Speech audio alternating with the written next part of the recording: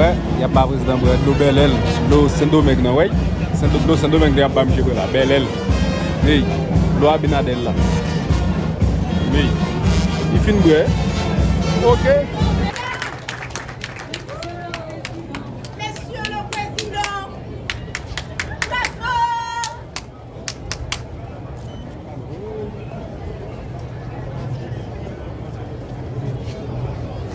Bonjour. Bonjour, Jeunesse for Liberté. Messieurs les membres de l'état-major des forces armées d'Haïti, messieurs les membres de l'état-major de la police, monsieur le maire de Fort Liberté et les membres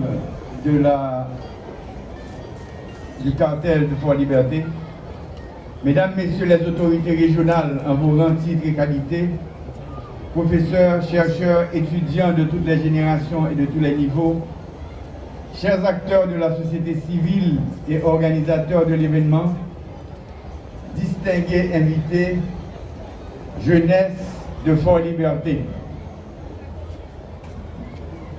Je dis à nous là pour nous commémorer 29 novembre. Créons peuple là, pas de gomme. Même si vous voulez effacer toute date, tout symbole, vous n'êtes pas capable parce que créons peuple là, pas de gomme.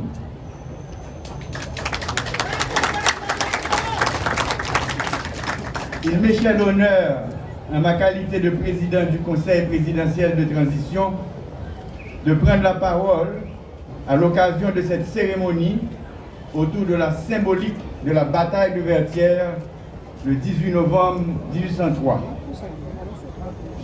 Le 29 novembre, 11 jours après la victoire, Dessalines, Clairvaux, Christophe de sortir au Cap et au là pour signer acte d'indépendance. Si à la fin de l'année 1803, on marque la conclusion d'une des plus grandes et glorieuses batailles de la guerre de libération nationale haïtienne, entreprise par les captifs africains de Saint-Domingue contre Napoléon Bonaparte, le roi d'Espagne, le roi d'Angleterre, il reste néanmoins que de nombreux faits d'histoire à objectivement étudier pour comprendre le symbolisme et la signification profonde de cette relativement longue période d'une douzaine d'années, de 1791 avec la cérémonie du bois caïman jusqu'en 1803. Dans cette perspective, la date du 29 novembre porte une grande charge symbolique. En effet, l'événement du 29 novembre 1803, qui a vu la rédaction et la proclamation du premier acte d'indépendance, signé des généraux Dessalines, Christophe et Clairvaux, participe de ces lieux de mémoire à étudier, à élucider, pour en fixer définitivement le sens et la portée pour les générations présentes et futures. Il est toutefois clair au nombre d'historiens qui se sont penchés sur les dates importantes de cette guerre que l'événement du 29 novembre 1803 à Fort-Dauphin, aujourd'hui Fort Liberté, n'est pas du tout banal, puisqu'il se situe dans le contexte de l'inénarrable victoire de Vertières du 18 novembre 1803. En effet, le lendemain de la défaite des forces militaires françaises de reconquête de Saint-Domingue et du projet de rétablissement de l'odieux système esclavagiste, il avait été dit à l'émissaire français et dans l'acte de capitulation transmis, reconnu et accepté par Donatien Rochambeau que le général Dessalines accordait un délai de 10 jours pour débarrasser le territoire, désormais libéré de tous les débris de l'armée française. Qu'un tel ultimatum fasse l'objet d'une commémoration exceptionnelle, cela se comprend aisément. Que cet ultimatum se traduise par la rédaction de l'acte de l'indépendance du 29 novembre 1803, signé de Dessalines, Christophe et Clairvaux, voilà le premier témoignage officiellement consigné de la rupture totale et irréversible de nos pères fondateurs et du peuple haïtien avec tous liens coloniaux et esclavagistes. L'acte signé à Fort-Liberté en ce 29 novembre 1803 porte les valeurs et les idéaux que chérissent tous ceux pour qui liberté, justice, égalité, dignité sont les valeurs qui sous-tendent toute vraie civilisation humaine. À travers cet acte, les jeunes Haïtiens, Africains et Afro-descendants ont signifié à l'humanité entière l'importance du courage, de la bravoure, de la détermination de combattre l'insécurité colonialiste et par la volonté de liberté, d'indépendance, de souveraineté, de justice, de dignité et de progrès chez tout peuple qui aborde l'oppression et la barbarie. Il appartient aux spécialistes de l'histoire et aux chercheurs de reconstituer les faits dans leur authenticité immuable et d'entretenir leur flamme patriotique pour mieux guider les générations d'Haïtiennes et d'Haïtiens et contribuer à construire dignité et fierté. Le 29 novembre 1803 traduit officiellement la fin de l'asservissement des Haïtiens par le système esclavagiste et porte un coup formidable au mythe de la suprématie blanche, à la domination et à l'aveuglement de tous les peuples qui souillaient et détruisaient leur humanité dans des pratiques d'exploitation des autres, de non-respect des droits et dans leur volonté active de soumettre et d'exploiter d'autres peuples. Avec cette célébration du jour, jeunesse de la société civile et toutes les forces vives de Fort-Liberté, cette jeunesse nous rappelle à nous tous ce qu'était la formidable contribution à la lutte de libération du pays du joug colonialiste, esclavagiste et raciste. Nous-mêmes, Ariel Petit et Rosario, venons dans Fort-Liberté jeudi pour nous dire devant tout le monde, nous ne pas oublier le sacrifice ancêtre nous. C'est ça que fait moi inviter nous dire ensemble avec nous.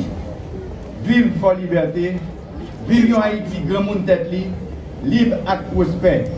Vive Fort-Liberté, vive Haïti, grand monde tête libre et prospère. Et nous gagnons arrêté qui va paraître pour dire que l'État haïtien reconnaît et consacre la proclamation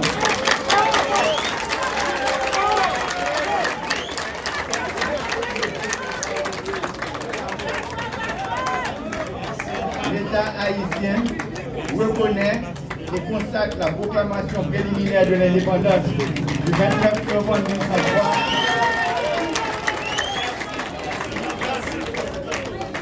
faite à Port-Dauphin, devenant Fort-Liberté. Article 2. Le 29 novembre est déclaré journée de réflexion sur les faits marquant l'histoire nationale. Au cours de cette journée, les institutions d'enseignement et de recherche et les stations de radio et de télévision organiseront respectivement des programmes de réflexion sur les faits marquants de l'histoire nationale et diffuseront les émissions de circonstances. Nous-mêmes, le Conseil présidentiel de transition, nous travaillons pour finir avec insécurité,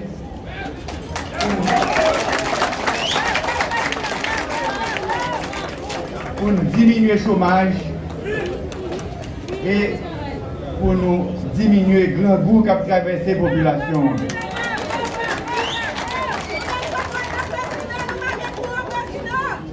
Nous travaillons pour que nous ouvrions port pour la liberté.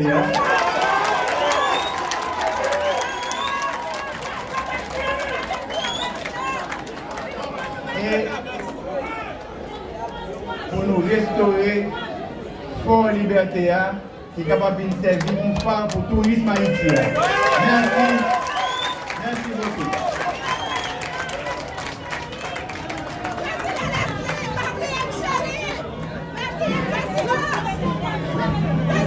Merci, Monsieur le Président.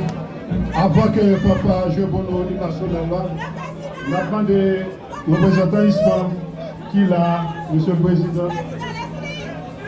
Oui.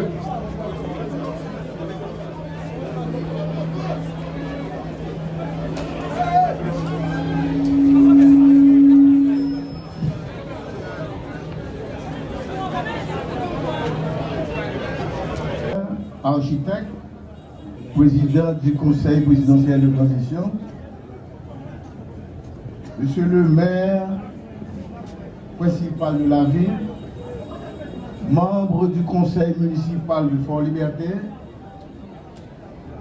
Mesdames, Messieurs les autorités du département du Nord-Est, en votre titre, grade et qualité, Monsieur Jonas Jean, représentant du haut état-major des forces armées d'Haïti, Monsieur Franz Terminus, inspecteur général de la PNH, chers amis de la société civile de Fort-Liberté, chers amis de la presse parlée, télévisée, écrite et en ligne, jeunes Yokila, soldats, policiers, directeur d'école, Simon fondamental en secondaire, mesdames, messieurs, distingués invités. Nous rassemblons ici là, aujourd'hui, sous place ça, dans le cadre de commémoration de la date 29 novembre, qui c'est une grosse date dans l'histoire du pays. Il est important pour nous de là, parce que les jeunes qui là, Timounio et le pays globalement, manqué de mettre accent sur date ça. C'est pour vous dire, en tant que ministre de l'Éducation nationale et de la formation professionnelle, je me réjouis d'être ici parmi vous et avec vous pour commémorer un événement historique considéré par plus d'un comme fondateur de notre vie de peuple libre et indépendant. Le rassemblement du jour, en ce lieu symbolique de mémoire, peut s'interpréter d'une double logique. J'y vois premièrement la manifestation d'une volonté de réappropriation de notre histoire commune dans un contexte d'une culture mondialisée qui cherche justement à dégager une pensée unique où l'on assiste à la marchandisation des cultures autochtones, des cultures nationales et indigènes. Et dans un deuxième temps, une détermination à n'être plus des spectateurs passifs de construction de l'édifice national, mais plutôt des acteurs engagés et déterminés à signifier au pays et au monde notre volonté collective de nous impliquer dans le développement de notre pays. Chers amis de Fort-Liberté, le pays vous a vu à l'œuvre à l'occasion de la construction du désormais historique canal d'irrigation, symbole de fierté de tout un peuple et manifestation d'un profond sentiment d'appartenance à une nation qui a fait l'histoire, qui a étonné le monde et qui étonnera encore le monde. Ce qui nous vaut d'être là à vos côtés aujourd'hui, c'est justement pour commémorer cet événement se situant entre deux grandes dates de notre vie nationale. Je vais citer le 29 novembre 1803, se plaçant entre l'extraordinaire victoire de nos pères fondateurs, nos héros, le 18 novembre 1803 à Vertières, et l'impressionnante proclamation de l'indépendance le 1er janvier 1804. Le 29 novembre, aujourd'hui, que vous célébrez, reste un événement peu connu par notre jeunesse, notamment la jeunesse scolaire et universitaire. Il marque cependant un puissant moment de notre vie nationale, symbolisant à tous la ferme volonté de mettre fin à un avilissant et honteux système esclavagiste colonialistes et racistes qui travaillaient à dégrader l'homme, nos pères africains, nous, les afro-descendants. Rochambeau bâti à Vertières, servi octroyé un délai de 10 jours par l'état-major de l'armée indigène conduit par Dessalines pour débarrasser le sol désormais national des débris de son armée. À l'expiration de ce délai, soit le 29 novembre 1803, il a fallu montrer au peuple et au monde entier la ferme résolution de nous tous de périr plutôt que de vivre de l'esclavage, vivre ou mourir. On se rappelle de notre slogan, une espèce de cri de ralliement, vive libre ou mourir. Échec à ce projet antinational, nous avons bâti l'armée la plus puissante de l'époque. Je ne terminerai pas mes propos sans féliciter les valeureux citoyens et citoyennes de Fort Liberté, les acteurs de la société civile et tous ceux qui viennent de loin pour cette heureuse initiative visant à nous rappeler cette tranche de notre passé tout en proposant à la jeunesse du pays les voies de sortie de notre sous-développement et du marasme actuel. À vous tous, je dis, soyez fiers de vous, de notre histoire, du travail accompli par nos pères, nous-mêmes comme arrière-petit-fils. Merci au président Leslie Voltaire, l'architecte, d'être là avec vous. Merci à vous tous. Haïti pas péri.